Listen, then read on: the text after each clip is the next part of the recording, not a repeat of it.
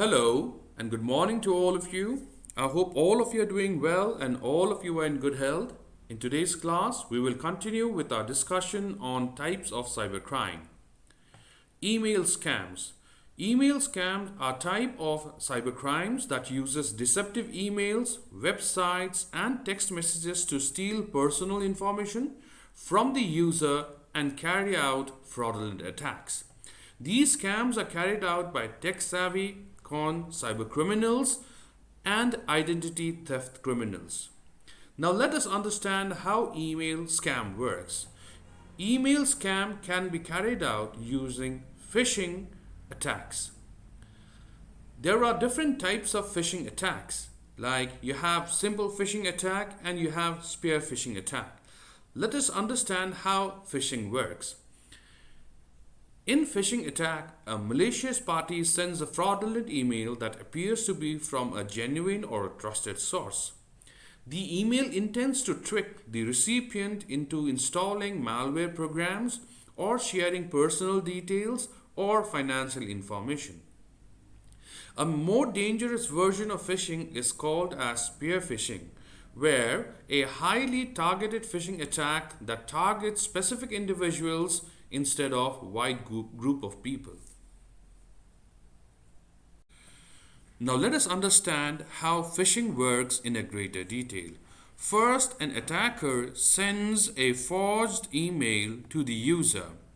The user, then deceived by the email, clicks onto the link that leads to a spoofed website in the attacker's web server. Disguised attacker then asks for information from the user. The user then provides the sensitive information to the attacker's web server. From there, the information gets transmitted to the attacker. The attacker then uses the personal information of the user, impersonating as the user in order to interact with the financial organization or the banks in order to carry out fraudulent activities. Therefore, in phishing attack, it is understood that frequent messages are received by the user requesting for information from a deceived or a disguised attacker. Now let us understand the various steps that are involved in phishing attack. There are 5 identifiable steps in phishing attack. These steps are preparation, setup, attack, data recording, and identity theft and fraudulent activities. Now let us understand the significance of each of these steps. In the preparation step, the attacker picks up a business to target and figures out how to obtain the email address of the business customers. Once the attacker has decided which entity to mimic and who the victim will be, the setup process begins. The attacker constructs and distributes communications and collects data. Then the attacker carries out the attack.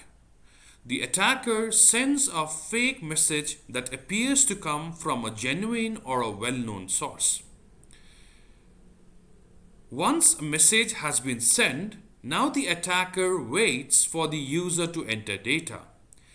The attacker keeps track of the information that the victim submits to the website or pop-up window.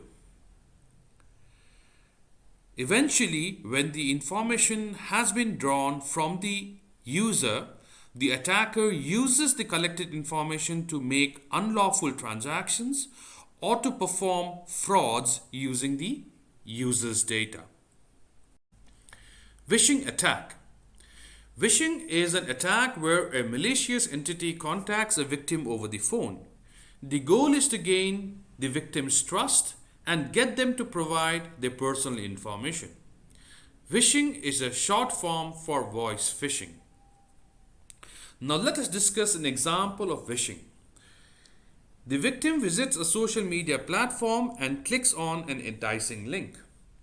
A blue screen appears with a warning message to call a toll-free number to repair a serious computer problem.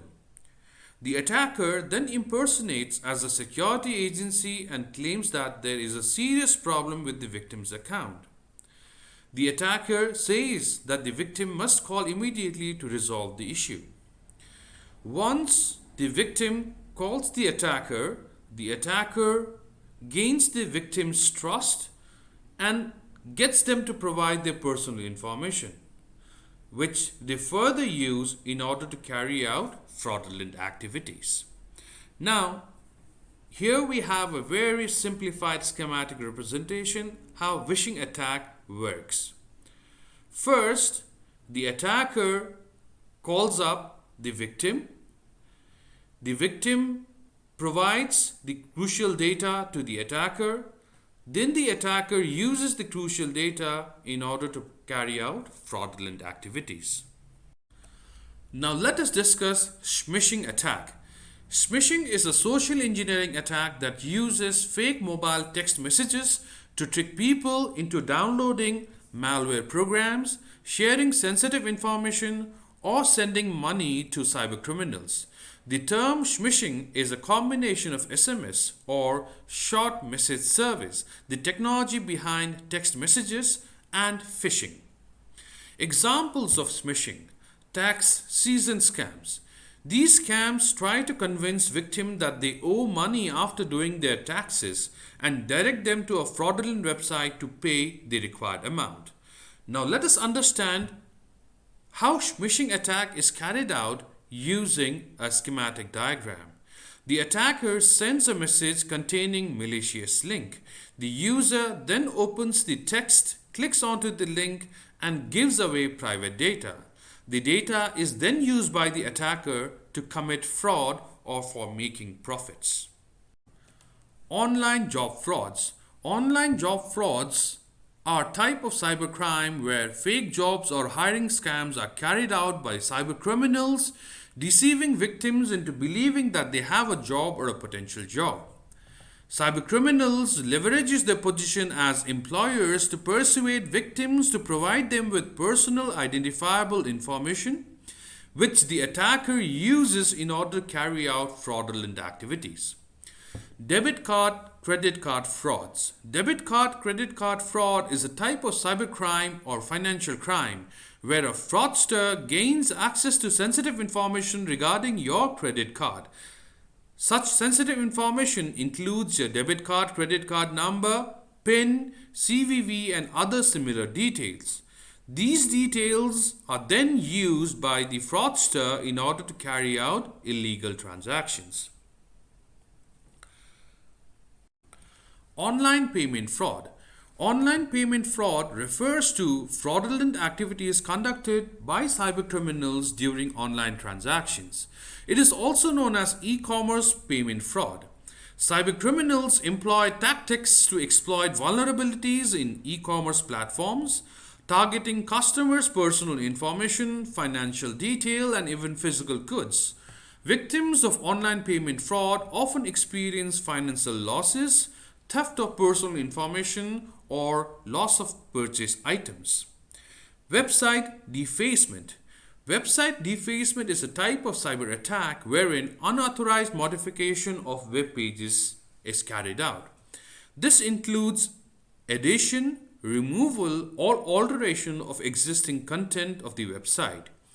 These attacks are commonly carried out by hacktivists who compromise a website or a web server and replace or alter the hosted website information with their own messages. Online sextortion. Online sextortion is a type of cyber extortion where a cybercriminal threatens to distribute evidence of victims' sexual activity. The perpetrator may demand money, sexual favors, or more sexual images or content from the victim. How sextortion works?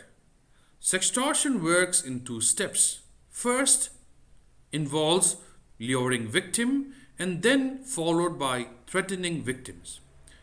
Let us understand the first step. Cybercriminal uses channels like instant messaging apps, SMS, online dating apps, social media platforms, and porn sites to lure victims into intimate video or audio chats. They may make victims pose nude or obtain revealing pictures. Then comes in threatening victim. The perpetrator may threaten to expose sexual explicit images, videos, or personal information about the victim online. They may threaten to share explicit images, videos, or conversations of the victim with friends, family, or the internet. Cyber squatting. Cyber squatting is a type of cybercrime that involves registering or using a domain name to profit from a trademark, company's name, or personal name. It can also be in form of extortion or an attempt to steal business from a rival. Its primary purpose is to steal or misspell a domain name in order to profit from an increase in website visit. There has been an act constituted against cyber squatting. It's called as Anti-Cyber Squatting Consumers Protection Act. The Anti-Cyber Squatting Consumer Protection Act authorizes a trademark owner to sue an alleged cyber squatter or offender in federal court. The trademark owner can obtain a court order transferring the domain name back to them. In some cases, the offender may have to pay heavy damages. This brings us to the end of the third class. Thank you very much for your patience listening.